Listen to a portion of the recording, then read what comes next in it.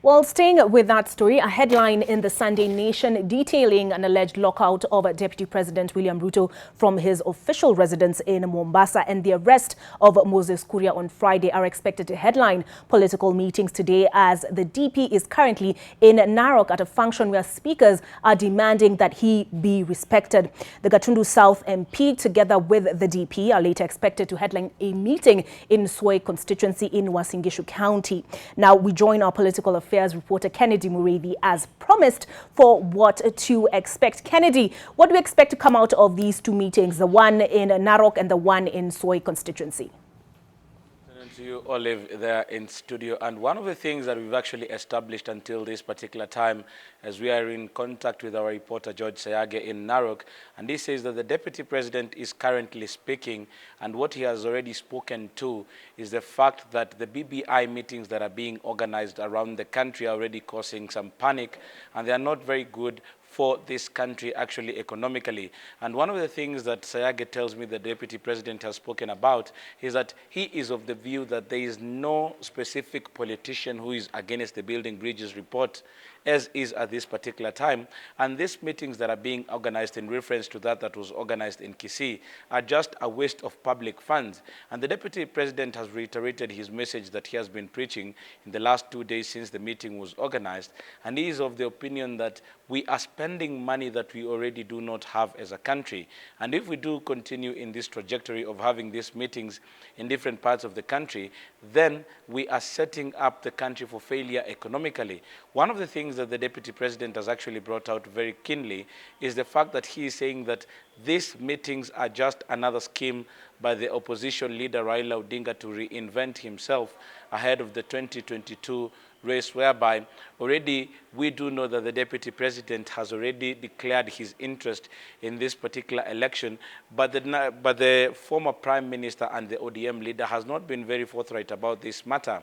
So we do not know what the end game is, and the Deputy President speaking to this particular matter just goes to show that it is a matter that has weight, and probably they are already feeling like if these meetings continue, then somebody is going to lose out. So the Deputy President speaking on them is actually going to show that we are expecting a duel. But even as he castigates this, the Deputy President in Narok is also getting support from this headline that we've spoken about, and that is the headline in the Sunday Nation.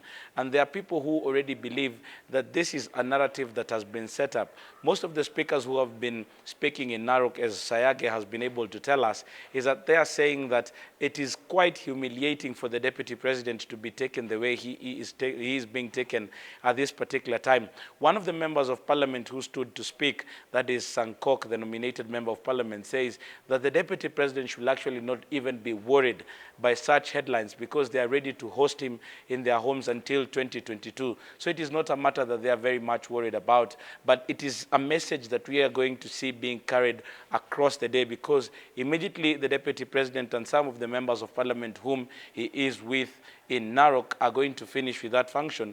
They will be going to Soy, where we do expect another big meeting that already members of parliament allied to the Deputy President are. We spoke to Moses Kuria, or rather I spoke to Moses Kuria earlier on in the day, and he already confirmed to me that he is already in Uasin Gishu County, Soy. And in this particular meeting, he and the Deputy President are being touted or being given the mantle of spearheading that particular meeting. So it is like another way of saying pole to the tribulations that he went through when he was arrested on Friday and stayed on until yesterday evening. So in another word, they want to use that arrest of Moses Kuria to gain mileage politically, and so is what happened, the headline in the Sunday Nation. That is what they want to use, and actually make sure that they galvanize the whole country so that they have that sympathy on their side and use it for political mileage. So these are things that we do expect. Another thing that we do expect probably is that they will be speaking very strongly against the BBI and what happened in Kisii and the show of might that was shown by ODM leader Raila Odinga and Fred Matiang'i, that is the Interior Cabinet Secretary. Another matter we do expect is that politicians who will be given an opportunity to speak will be castigating the use of government machinery in trying to clamp down on Deputy President William Ruto and his meetings and his plans for 2022. We have already seen that Alice Wahome, who is and was the lawyer for Moses Kuria, has already said that the government machinery that is being deployed by Karanja Kibisho, that is the PS, and also the cabinet secretary, is not warranted. But they are saying that they will fight it head-on, as they do expect that Kenyans will be on their side. So this is something that we do expect, and probably later in the day, we'll be gathering all these sentiments and packaging it into a story for the 7 and 9 o'clock bulletins. But we do know that that is going to happen today. Also, just before I return it back to you, Olive, we do also know that there is going to be a meeting in the Western region that is going to be bringing together most of these leaders on the 18th of this month.